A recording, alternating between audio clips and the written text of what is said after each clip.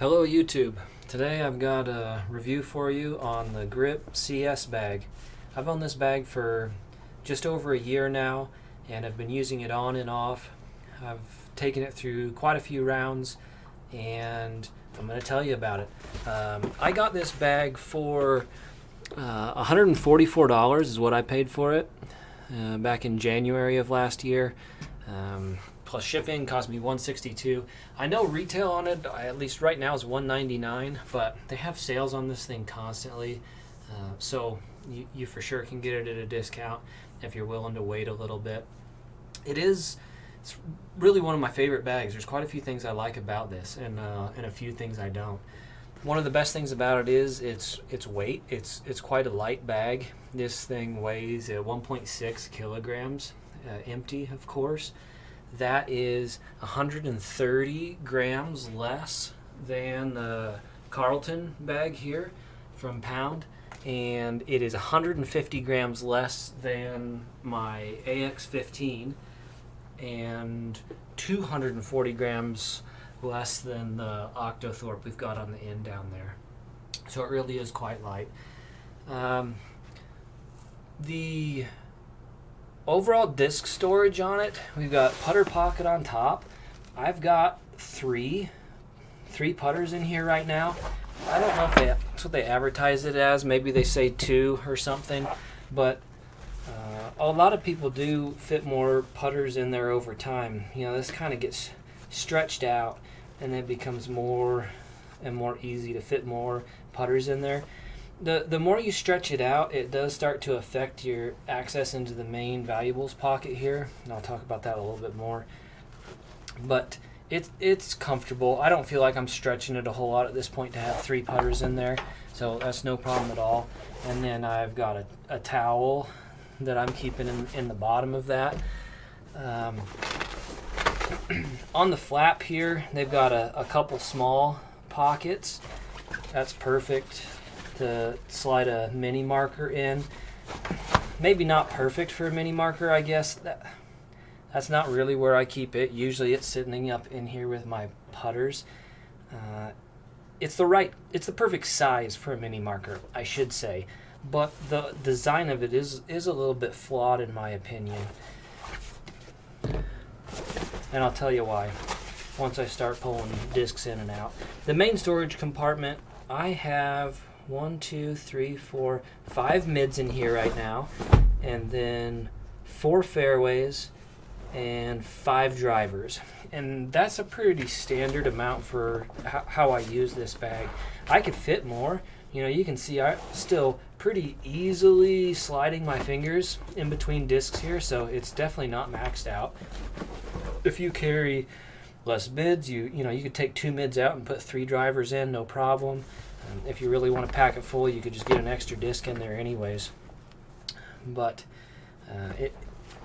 there's just the right amount of space to get the discs in and out. But you can see that the upper edge of that disc is already pushing on that pocket where I had the mini. And that's where we get ourselves into a little bit of trouble. You can see there's room for me to push that up, so it's not causing trouble yet.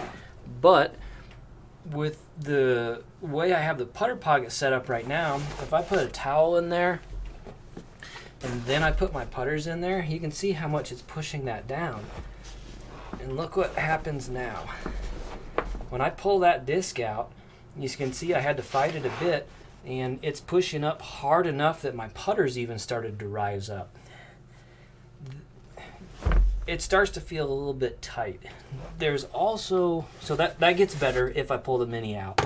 Then it's not quite as bad.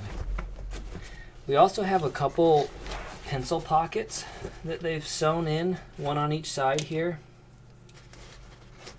And that's a great idea, but in reality it doesn't work that well. I've lost pencils that way, so I've stopped using them completely. What happens is when I grab a disc from one of these spots, look at what it's doing to that pencil. It's just writing directly on it. So over the course of a round, I'm not being that careful when I'm pulling discs in and out. I'm just fighting them constantly and my pencils just tend to disappear because they slowly just ride out of there. So I've stopped using that spot for pencils. So, I don't use this a whole lot at all. You could do, and I have a little bit, use that to put scorecards in. That's a little bit lower profile than a mini marker, so it wouldn't cause you quite as much trouble.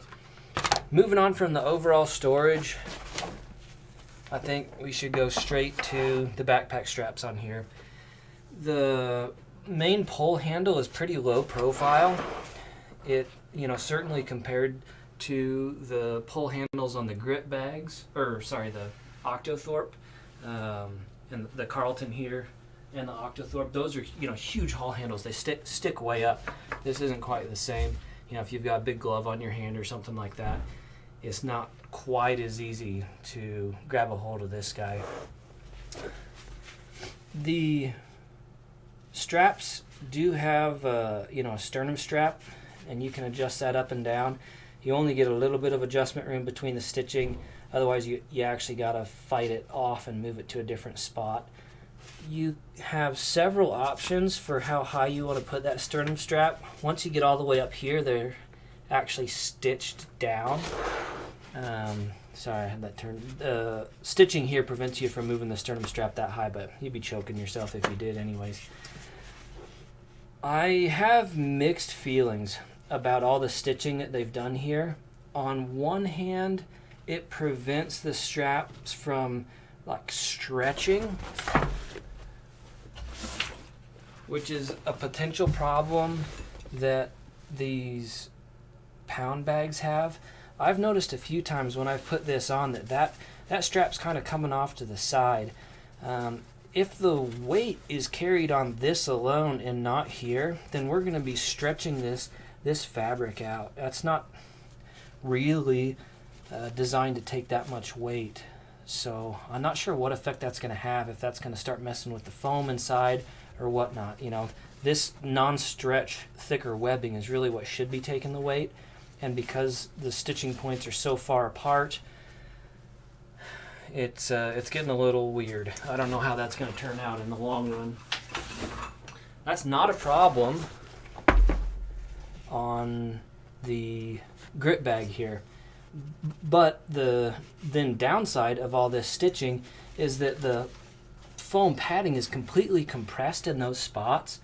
So if one of these happens to be right on your collarbone when you're carrying the bag, you pretty much get zero padding. And it tends to create a hinge point. Even though the stitching isn't going through the padding out here, that hinge point bending over time just destroys the foam right there. So you really do lose that padding. Over the year that I have been using this bag, I've got a bad habit of picking it up a lot with my left hand. So I'm grabbing that left side backpack strap and lifting it. So just because of that, I'll do a measurement and show you. We'll go down to the second one here. If I come down just so that I'm lightly touching, that's 12 millimeters. That's on the side that I've been crushing over the course of a year, squeezing to pick up the bag. Not even full time for that season, but quite a few rounds. 12 millimeters. And then if I go to the same spot over here and give it the same kind of light crush there,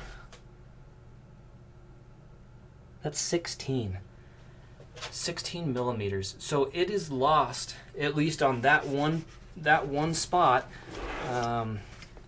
We've lost 4 millimeters of width. So there, I've got my AX15 here, which I think maybe originally had even less padding than this. I think that's one of the things they upgraded, why they changed the name to AX3. I haven't verified that, but I think that's the case. The straps on that are all the way down to 11 millimeters, I think is the best one, the best section of that I can measure. So the foam's not holding up great over the long haul, and eventually it's just going to kind of feel like it's fabric there. You're not going to get that super squishy, thick foam feel that you do from the pound bags, for example, like the Carlton. I measured it 19 millimeters, and that's the same on the Octothorpe. They have the same straps, and those straps are replaceable. You know, if I really, after 5 years of use or something, there's not going to be a whole lot left, probably, in the foam here, and it's time to buy a new bag if that bothers me, because these are stitched in. I don't think you can send it into Grip and have them stitch in new shoulder straps for you.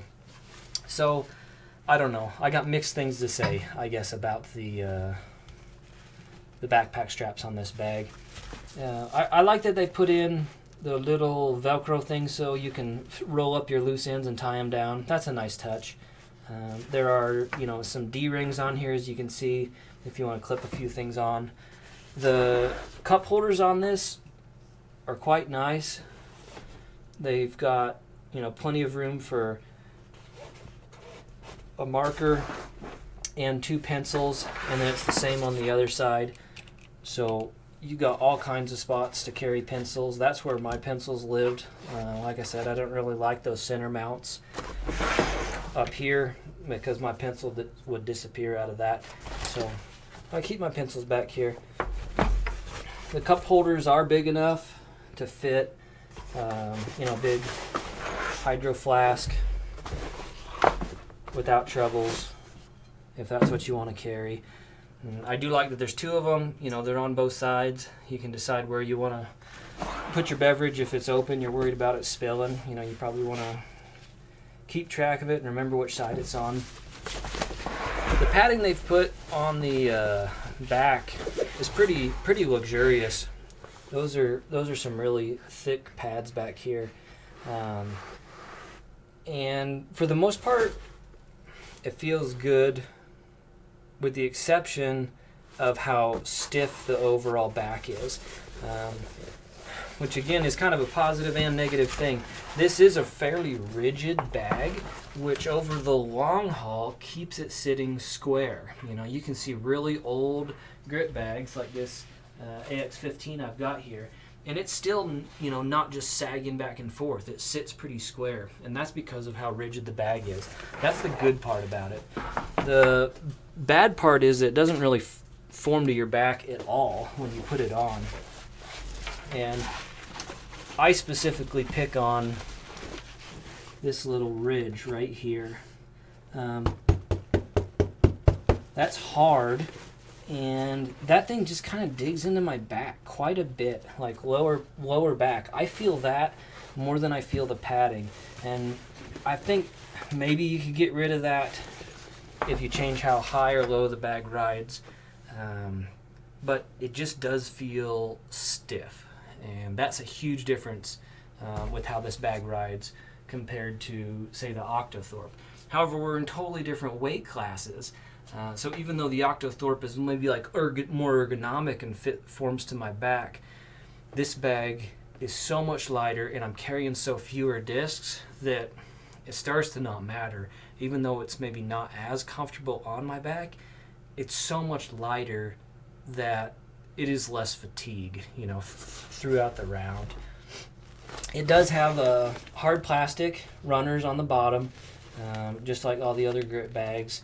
I think they're great. It's pretty stable. Maybe this bag is a little bit less stable than the AX3 just because it has a skinnier profile. So if you're on, super hilly, rocky terrain, it might be a little bit more likely to tip over.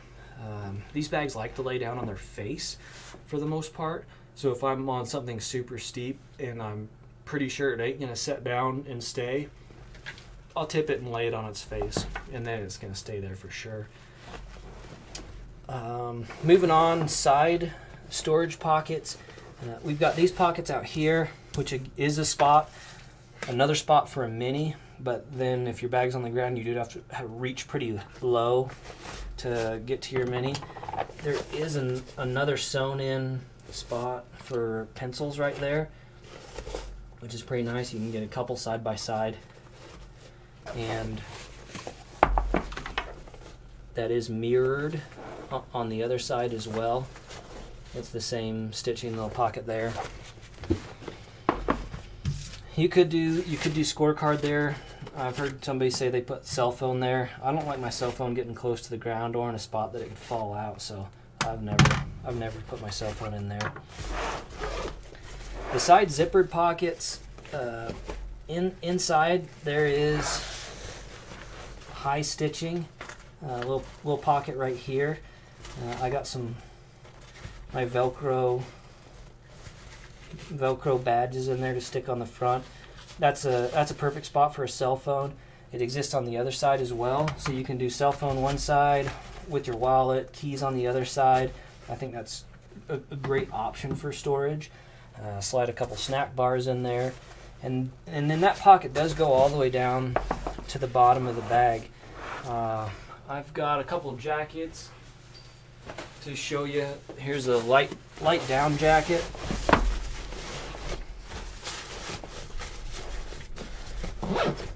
That's coming close to filling that pocket unless I really, jam it down in there.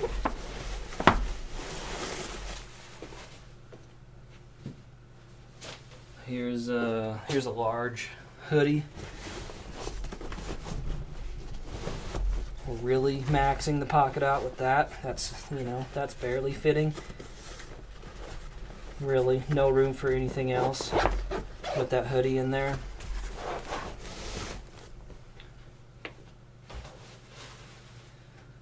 So you for sure can fit a jacket. It just depends how big your jacket is, I guess. You're not going to fit multiple layers in there, probably, unless they're really light. Beverages, this is just the perfect size. There's two cans in there, side by side, sitting at the bottom. And then I can fit 2 more on top. 4 cans easily on the side. It's like it's made for it. For sparkling water, which I carry quite often, or whatever your beverage of choice is. What else? Okay, so maybe the best part, or one of my favorite things about this bag, the valuables pocket up here, which is easiest to access and pull open if you pull your putters out like I just have, because then I can just fold this piece back right here. Off to the side, we got a little keyring keeper. And then on the fabric on the back wall, this is a little tough to show. There's a double stitch pockets left and right on the back wall. And there's the bottom of the stitching. There's the top of the stitching. So that shows you how tall the pocket is. It's a little more than half my cell phone. And this is that's the bottom of the pocket there, so it's very soft. It's just this fabric. I like putting my cell phone on one side, and then my cell phone just barely pops out. It's just perfect. It's such a nice fit. I can easily zip it closed by pulling it up and sticking it under there, because that pocket goes upwards as well. My wallet and keys fit perfectly in the other side, and then having utilized those 2 back pockets, there's still the main area down here, which is about that deep. Easily fit, a few other doodads, a couple snack bars, whatever you want. On this bag specifically, I think that the Velcro front is a pretty cool touch. You can take your grip badge off, and depending on how your round is going, you can maybe add a little personality to your bag. I had fun just going on Amazon and looking to see what other badges are out there. That's kind of a cool little thing they did by adding the Velcro on there.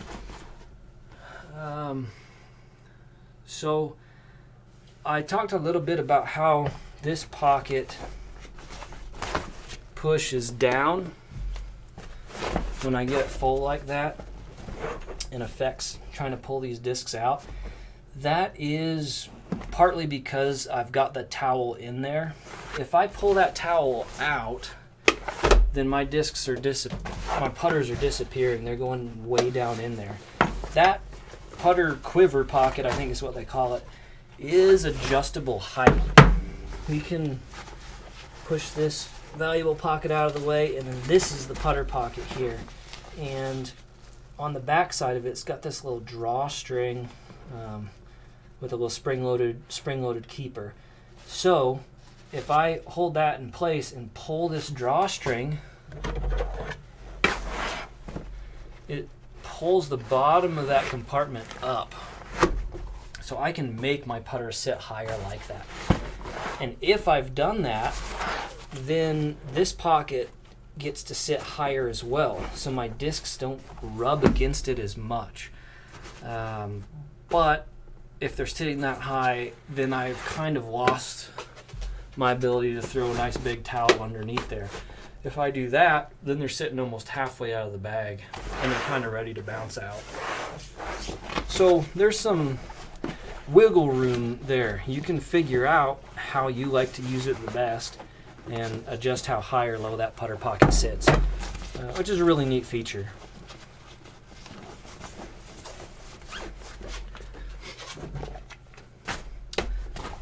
That's somewhere in the middle. That gives me a little bit of room under there. Overall, this is one of my favorite bags, without a doubt. It's made of really high quality fabrics. The stitching is great. It is really good about limiting how many discs I carry with me. You know, if I'm carrying the AX15 or the Octothorpe, it's super easy to get sucked into carrying a huge number of discs and more weight. Now, this is such a fun bag to take. Like in the summer, I go up to Solitude Mountain Resort quite a bit, and there's a lot of steep pulls there. There's a lot of hiking. With this thing on, I just, I feel like I'm ready to go.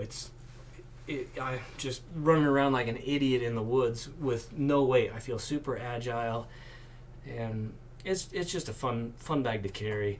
I don't think it could be my only bag, because I do play quite a few tournaments, and sometimes it's on courses I've not seen before. I like to travel and play, brand new courses, and especially in those situations, I really want extra discs. And if I'm looking at playing a wet round, then I need extra layers.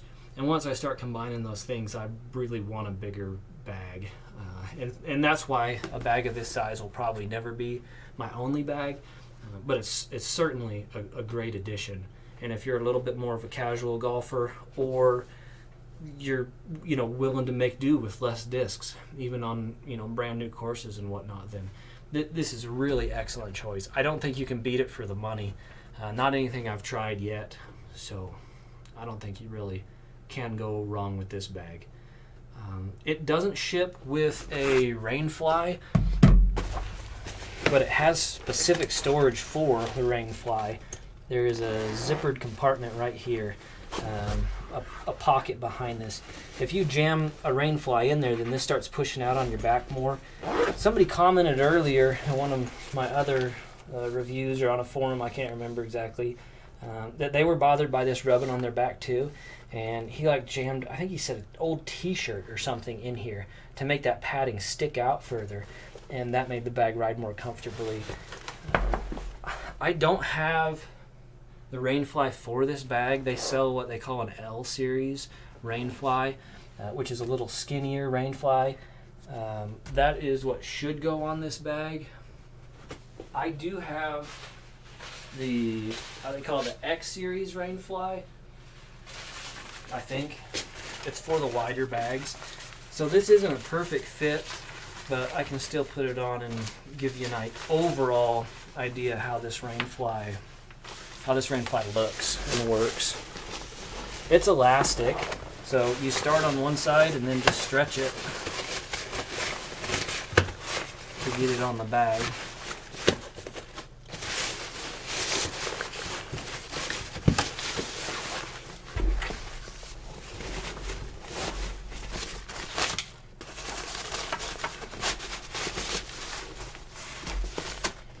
and you can see it's a little bit of a baggy fit. That's because it is designed for a thicker bag with the bigger side pockets. So because it's thicker, it actually still kind of gives you access to these side pockets. Normally that's so tight that, like, if I have this on the AX15, I've pretty much totally lost access to these side pockets. If I have the Rainfly on and want to get in one of those side pockets, I gotta pull the corner of the Rainfly off and stretch it down here, and then I can get in my side pocket and then pull the Rainfly back up. This Rainfly does not cover the bottom of the bag, so you're still relying on those plastic runners to keep you out of puddles. The Rainfly on the Octothorpe, for example, is a full bottom, so I can sit that down in 2 inches of water and still not worry about my bag or my disc getting wet. This bag will not help you there. The bottom of your bag is going to get wet if you set it down in that much water, but it does give you access to all the most important stuff. Main disc compartment, you still have access to the putter compartment, you got access to your valuables here, and you know, if you're really getting in heavy rain, running off the course or something, you can actually just clip the Rainfly all the way down, snap it in place on both corners. So I think I forget to look it up. What's the Rainfly? 29, 30 bucks, I want to say. So you got to take that into account if you're, playing in wet areas and you're pretty sure you're going to want a Rainfly for it. You need to add 30 bucks or whatever it is to the cost of the bag. That's all I can think of for now. Feel free to ask any other questions in the comments if you'd like. I've been enjoying doing these reviews. I think I'm going to do, a few more. Somebody commented and asked for a review on the Upper Park Shift bag, so I just ordered one of those. I'll have it in a couple days. I'll use it for a few weeks and then do a review on that. So if you want to see another bag or anything, feel free to ask. I'm thinking maybe a Gorilla Boy Simeon bag. Maybe that's another one I'll try out. But I appreciate you watching. Thanks.